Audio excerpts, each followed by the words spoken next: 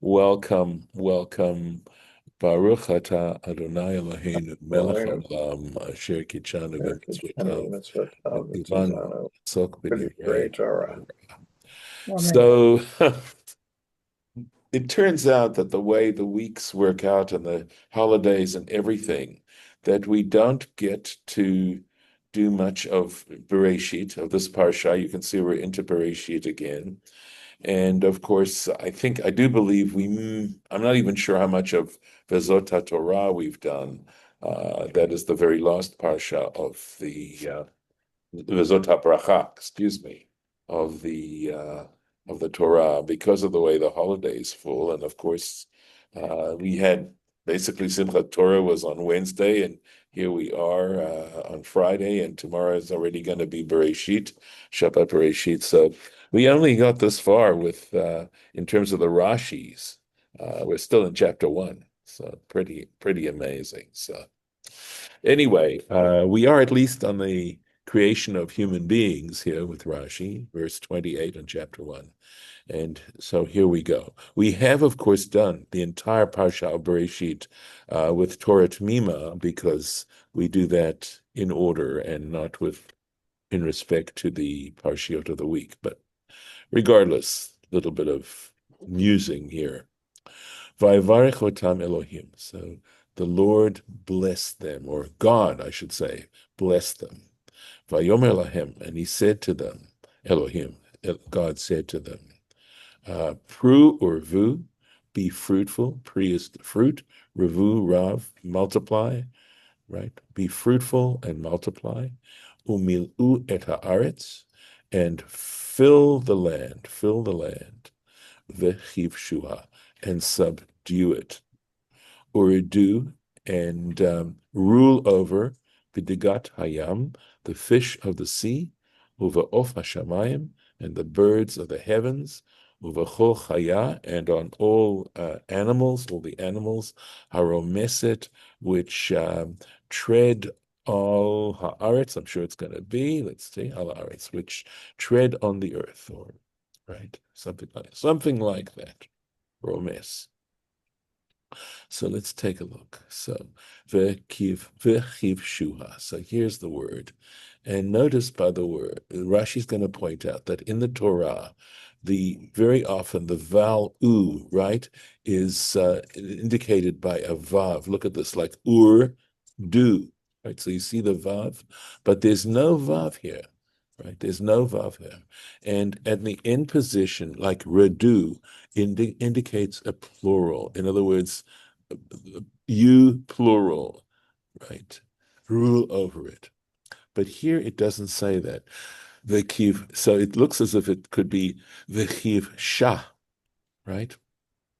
But it is pronounced. It is. The tradition is to pronounce this word as vechiv shua. So he says, chaser vav. It is missing a vav. Lelamedcha, to teach you. This is a very sensitive comment I'm going to share. Shehazachar, that the male, kovesh et hanekeva, the male subdues the female. Shelo tehe, in what sense? So interesting, at least he gives some sense of what we're talking about. Shelo tehe yatsanit, that she should not be a gadabout. She shouldn't run around town and associate with all kinds of people. In other words, of course, to act as possibly a prostitute, but that a woman should be modest. That's essentially how Rashi's understanding this. He doesn't stop there. And it's also to teach you, shaha'ish, right? That when it comes to males, darcho lichvosh, right? And since it is in the nature of males to subdue or to rule or to dominate, however you want to say it, right? Mitzuveh al priya virivya. A man is commanded regarding fruit, priya or ya, meaning procreation. Velo ha'isha, and the woman is not commanded regarding procreation. And what is the difference? What's the implication? The implication is that in Jewish law, it is not proper for a man to practice contraception because in practicing contraception, he is going against the implied commandment here, whereas a woman is permitted to practice contraception because she is not commanded to be fruitful and multiply. So, one moment, I do need to take care of some. There we go. All right. So, again, how we need to understand these things. Again, it is a little bit somewhat countercultural, but on the other hand, the second comment that Rashi makes in many ways is progressive because it does allow for the fact that couples can engage in sex and yet and without necessarily the intent of procreation.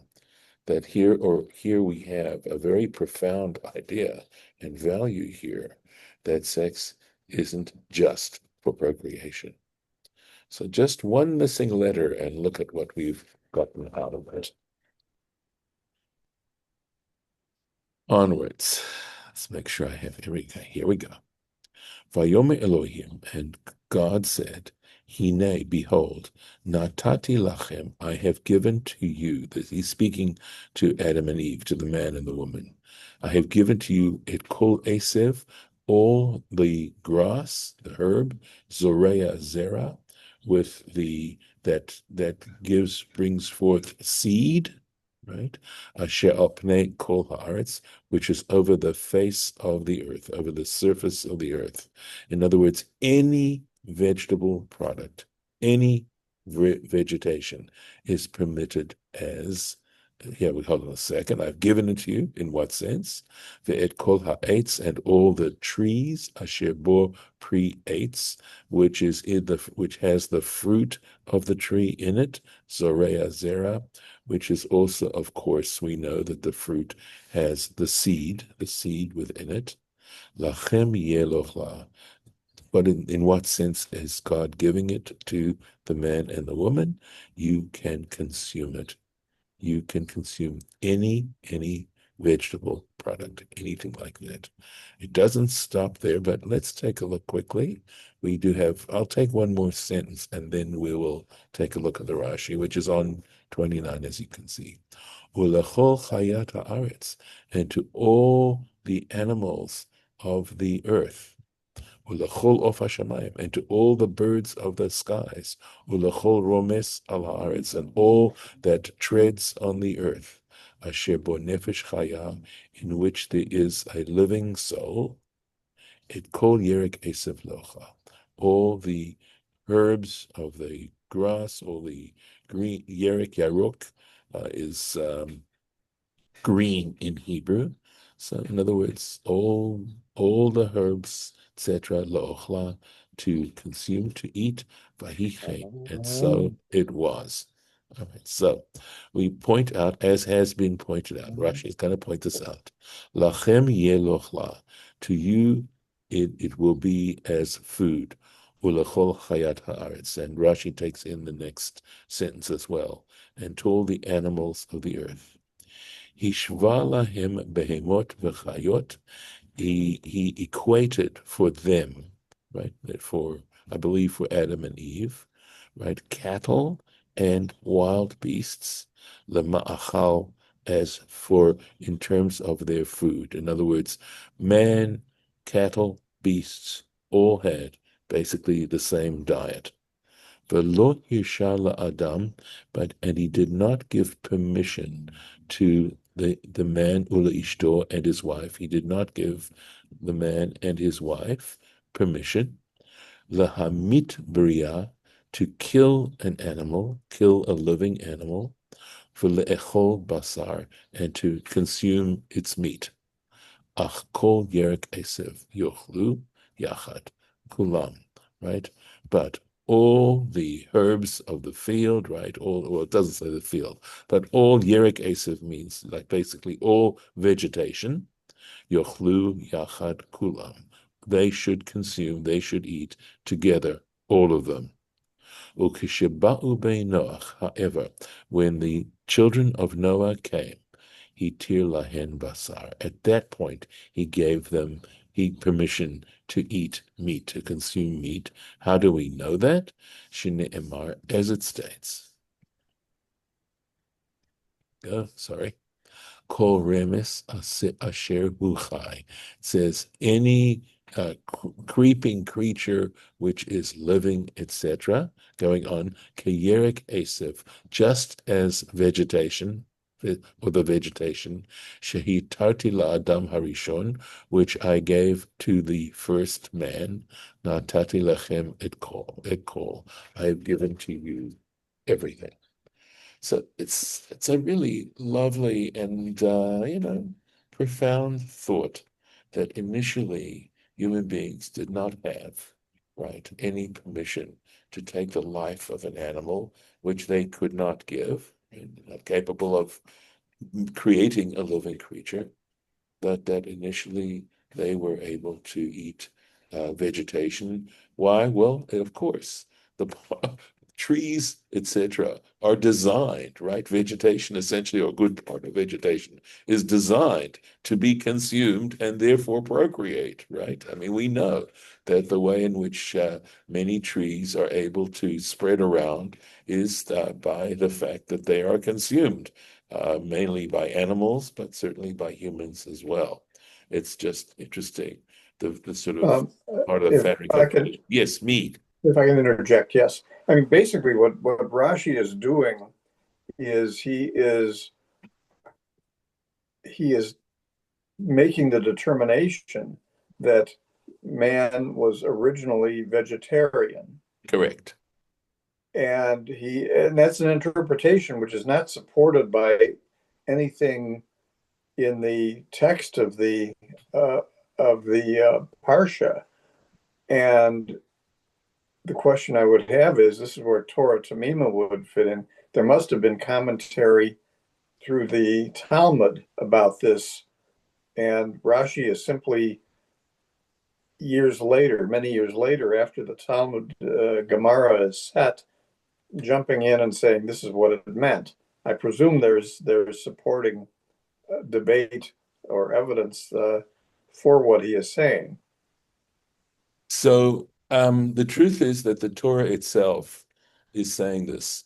As Rashi points out, okay, of course, Rashi is basing this on things that he has read elsewhere, Right. but no, it is in the Torah and he Well, points out that the very fact that the verse basically says where God gives permission to Noah's descendants to eat meat, there actually is a sentence that says that at that particular right. point. Right. But what he's doing is jumping ahead, Rashi Yeah, is. no, that's Noah. right. He is telling us ahead of time that initially Yes. the point though is that human beings were initially vegetarian. In fact, all the living creatures were vegetarians, okay? And that only later, and so the question that he's not dealing with is what changed? What changed? Right. Right. So this I can provide you, okay? So Okay. what changed? And it's in some ways a very universal principle.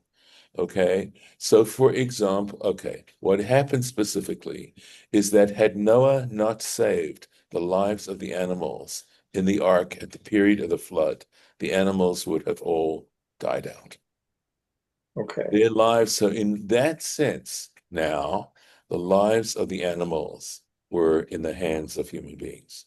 And because their lives were in the hands of human beings at that particular moment, their lives now became in the hands of human beings uh, henceforth. And this principle is interesting because I believe there's a Native American custom that if you save someone's life, essentially they are now bound to you as your slave for the rest of their lives. And there is also a similar, I believe these particular values are found elsewhere too. Yes, David. Yeah, so I understand that point, but still, even though, okay, two things. No, number one, okay, Noah saved the animals, but in effect, it's still God saving the animals, right? I mean, when it comes down to it, because God is what enabled Noah to be able to do that. So the other point that you made earlier was the reason we couldn't, kill and eat animals was because, we had not created them, we, nothing, and still that fact remains the same, right? So I don't see what had changed so significantly that would now allow us to consume animals, other than, yes, Noah saved them, which means their lives are, indebted, but, it doesn't seem like a compelling enough reason to enable that. Or what Okay. am I missing? Okay, so I'll tell you the part that you are bringing out is that it still took God to give permission to human beings to do it. Yep. So it wasn't automatic, but there are greater implications of this because you have to, as someone said, there was a rabbi whose name escapes me, who taught me an incredible lesson, which is the foundation of spirituality is appreciation or gratitude. If you do not have a grateful heart, you will not be able to understand spirituality. And so there's a sense of gratitude to Noah for having saved the animals that led to his descendants now having the right to consume animals. Now, there's some, we can dwell on this a little bit because it's pretty cool, right? Here we go. So now we can understand Kashrut perhaps in a different sense, in the sense that humanity is given permission because all of humanity is understood as being descendants of Noah to consume living creatures, right? To kill them, hopefully in a humane way. That would be one of the Noahide laws, was to, despite the fact that permission was given to human beings to take the life of an animal in order to consume its flesh, nevertheless, it had to be done in a humane way. Okay. Having said that, though, you understand that the Jewish people were limited to the extreme as to what living creatures they were permitted to eat. And that we can understand kashrut as being an amazing compromise between that initial state of vegetarianism and the ability to take the life of an animal in order to consume its meat. Right. So that we can see that it's sort of well founded within the biblical narrative. Right. Having said that, one might argue, well, then isn't vegetarianism the ideal situation? And this is where we do need the Talmud, okay? Where the Talmud brings out the fact, it says, Ein simcha ella al basar. It basically says that in order to say express rejoicing and joy, etc., so that being able to have a fleshig meal, right, at your celebration is a way of celebrating. That it is part of a celebration, and that the pleasure one derives in being able to eat meat for most human beings is something that you can turn into a way of the praise of God. That you can do it because you want to be able to celebrate God's greatness with as much joy as possible. So that's part of it. I want to take this a step further. Ask yourselves now, how does this apply then to the Exodus from Egypt? Right? We have a statement in the Haggadah that says, had God not taken us out of Egypt, we would still be slaves to Pharaoh. And so that is why very often when we make Kiddush, for example, when we sanctify the Sabbath, we're saying that the reason we are obligated in a very profound way, if I dare I say, in an existential way, to perform these mitzvot out of a sense of appreciation for what God did in taking us out of Egypt. That there is Zecher Litziat Mitzrayim as a remembrance. It is a similar dynamic. So it isn't simply, God because of God's power and the ability to hold us accountable. But the issue is, well, what's the special level in which the Jewish people, the children of Israel, need to perform commandments, divine commandments? And so this is all sort of related in its own way to a sense of gratitude, that this comes out of a sense of being able to say to God, thank you for doing this, and living it on a daily basis of this sense of gratitude. So this is, I mean, I see a connection between all of this for us to understand this. And in fact, it occurred to me fairly recently that the whole concept of performing divine commandments, first of all, the whole notion that there is such a thing as a divine commandment, and how it impacts our sense of having a sense of any value as human beings, any significance as human beings in a very deep kind of way, that it's all tied together in terms of helping us to attain significance as human beings. So I don't know if you want to comment on that, but essentially, when you perform a mitzvah, it is a profound act of thanksgiving, every single mitzvah, and appreciation. Not only thanksgiving, but also this is slightly different, which is an acknowledgement of divine greatness. That when you realize just how much our lives are in the hands of the divine, and of course when we look at the span of the universe, right, both in terms of its area, right, that it encompasses, and in terms of its age, how long it's been around, I think that you know, we can be moved to a point where we want to try and say, thank you. How do we find an ability to express our thanks? And also something which is not obvious, but I think that when you're able to thank a person, when you're in a way that you know is a way that they appreciate, that's a marvelous place to actually be able to do that in a way that matters. So there's some very deep stuff going on in the background here. So let's finish up this particular chapter. Let's see if we can. Okay. Here we go. All right. Here we go. Vayar Elohim et kol asher asa. The Lord, or I should say God, forgive me. Adonai is the Lord, Elohim is God. God saw et kol asher asa, everything that he had made. Vehine tov ma'od, and indeed it was very good. Right? And tov has this sense of completeness, right? Vahi erev, vahi voker, there was evening and there was morning. The refrain of chapter 1, Yom HaShishi, the sixth day. Now, this is interesting because we have the definite article. I'm going to ask whoever is unmuted at this point to please mute because I can hear some sort of sounds. Okay, so the sixth day. So why definite article, right? When we have the, right? It's referring to something that's already been mentioned, something specific that we are referring to. In all the other days, it says Yom Echad on the first day, which is also unusual because it's a cardinal number and not an ordinal number. But for second, third, fourth, fifth, it all says just second, third, fourth, and fifth. But here it says the sixth day.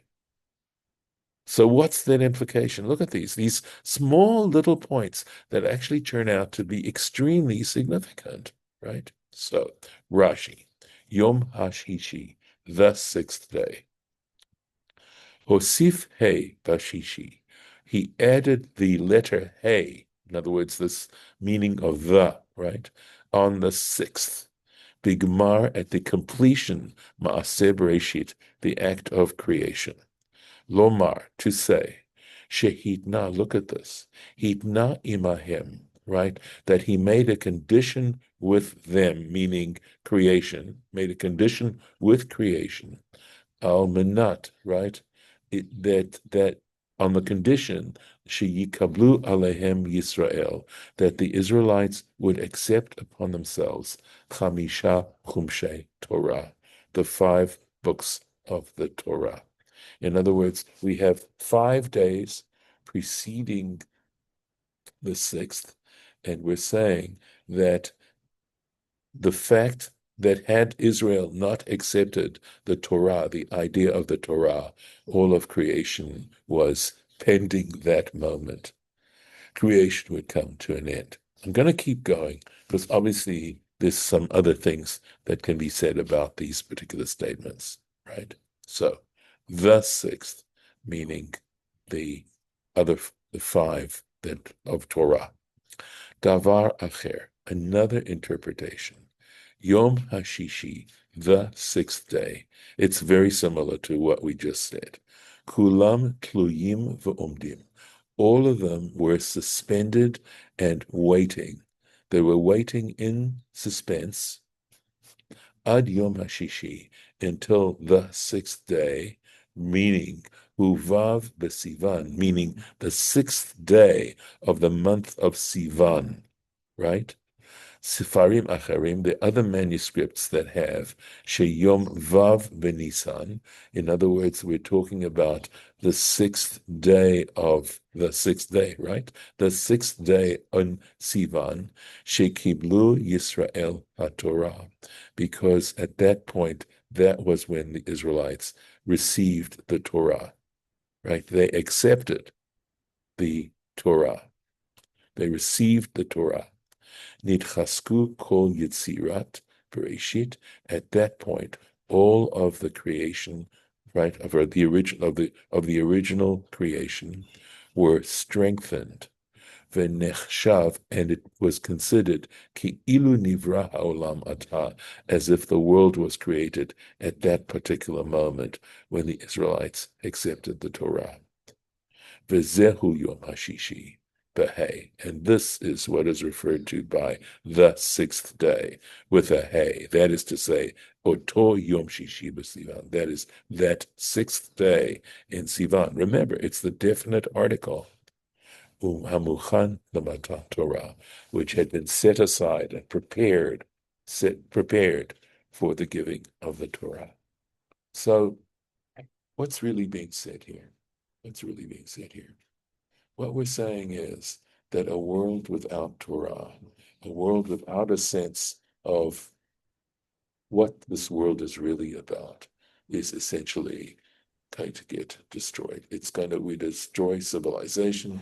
We are, in fact, potentially capable of destroying the world itself. The world requires people to live lives that are based on Torah. And I'm certainly happy to understand Torah in a broad sense, and not only in the sense that the Jewish people are supposed to accept the Torah. But the reason I think it's partially saying this is because it's human nature, as we see, as is quite evident, to ignore it, to put down the Torah, to consider it of somewhat insignificant in terms of what human beings are here to do. And so that's why we have these sorts of statements to try and help us wake up to the fact that there's something more important to our lives and the purpose of living, etc., etc.